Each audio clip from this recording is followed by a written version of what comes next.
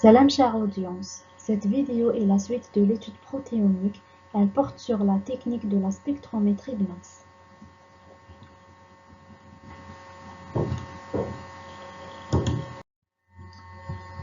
À titre de rappel, les étapes de la démarche analytique en protéomique sont tout d'abord la collection de l'échantillon, qui peut être soit du sang, ou bien une cellule bactérienne, ou une cellule animale, ou une cellule végétale, isolée à partir d'une culture cellulaire. Puis, l'extraction des protéines par lysosmotique ou par sonication ou alors par homogénéisation. Ensuite, la séparation des protéines qui s'effectue par l'électrophorèse qui permet la caractérisation des protéines ou bien par la chromatographie qui est une méthode de purification des protéines. De plus, l'identification des protéines par la spectrométrie de masse qui fera l'objet de cette vidéo et enfin la quantification des protéines par la technique ICAT.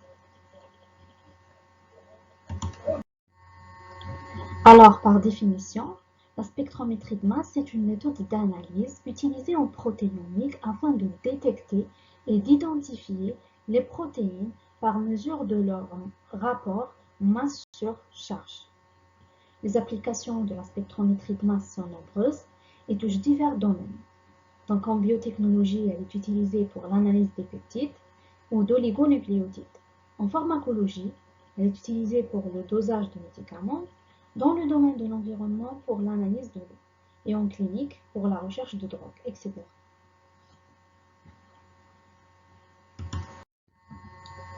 Comme je l'ai déjà cité, la spectrométrie de masse est une méthode de détection et d'identification des protéines. Elle permet la détermination du poids moléculaire des peptides, qui constituent les protéines. Donc son principe est basé sur le fait qu'une petite partie de l'échantillon est transformée en ions. Ces derniers sont ensuite soumis à des champs électriques et éventuellement magnétiques, puis séparés en fonction de leur rapport masse sur charge.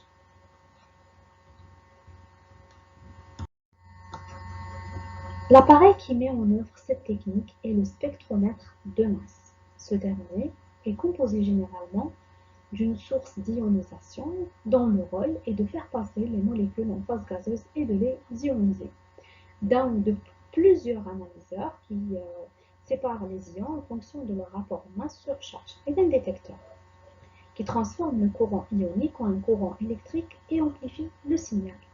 Il est couplé à un système informatique qui assure le traitement des données et l'élaboration des spectres de masse. Il peut s'ajouter à ces éléments, en spectrométrie en mode MSMS, une cellule de collision qui permet la fragmentation des ions. Donc, en récapitulant, le spectromètre de masse est généralement en mode MS formé de 3 compartiments. Donc, il est formé d'une source d'ionisation, d'un analyseur et d'un détecteur. Par contre, en spectrométrie en mode MSMS, il est formé d'une source d'ionisation, d'un premier analyseur qui permet la séparation des peptides en fonction de leur rapport masse sur charge, d'une cellule de collision qui permet la fragmentation des peptides et d'un deuxième analyseur qui permet la séparation des fragments obtenus en fonction de leur rapport masse sur charge. En protéomique, on utilise des sources dites douces, puisque l'énergie transmise aux molécules ne risque pas de les détruire. Donc le plus souvent, on utilise la source magnetophanes pour Matrix Laser Desorption Ionization et la source ESI pour Electrospray Ionization. Alors commençons par la ESI qui permet, qui est représentée dans la figure à droite.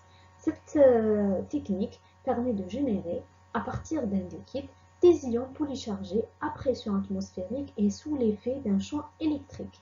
Elle peut être couplée à des techniques chromatographiques et la raison de son importante utilisation réside dans le fait que l'énergie interne transmise aux ions peut être contrôlée pour ne pas entraîner de fragmentation moléculaire. Donc c'est une analyse de protéines entières. Donc les protéines mises en analyse resteront intactes. Alors, les étapes de l'ISI sont premièrement la nébulisation ou la formation de gouttelettes chargées à l'extrémité d'un capillaire métallisé. L'électrospray est produit par application à pression atmosphérique d'un champ électrique sur un liquide traversant un tube capillaire métallique ou une aiguille métallisée. L'accumulation de charge à la surface du liquide situé à l'extrémité du capillaire va créer une déformation de ce dernier. Et sous l'effet du champ électrique, la goutte qui est émise va prendre la forme d'un cône, appelé cône de Tyler, à la surface duquel il y a un excès de charge positive. Donc la deuxième étape consiste en la désolvatation. Alors dans l'espace entre l'extrémité du capillaire et la contre-électrode, les gouttelettes chargées issues du cône de Tyler vont être au contact de l'azote chauffé et vont subir une évaporation et leur diamètre devient de plus en plus petit jusqu'à la libération des ions de gouttelettes. Donc enfin, durant la troisième étape, les ions seront transportés à pression atmosphérique depuis la source d'ions. La deuxième source d'ionisation est le magnétophones. Donc, cette technique permet la vaporisation et l'ionisation des molécules enfermées dans une matrice à l'aide d'un laser. Elle consiste à irradier avec un faisceau laser, représenté en pointillé en orange dans la figure à gauche. Donc, c'est un faisceau laser pulsé de longueur d'onde donnée, généralement dans l'UV, et sous vide. Donc,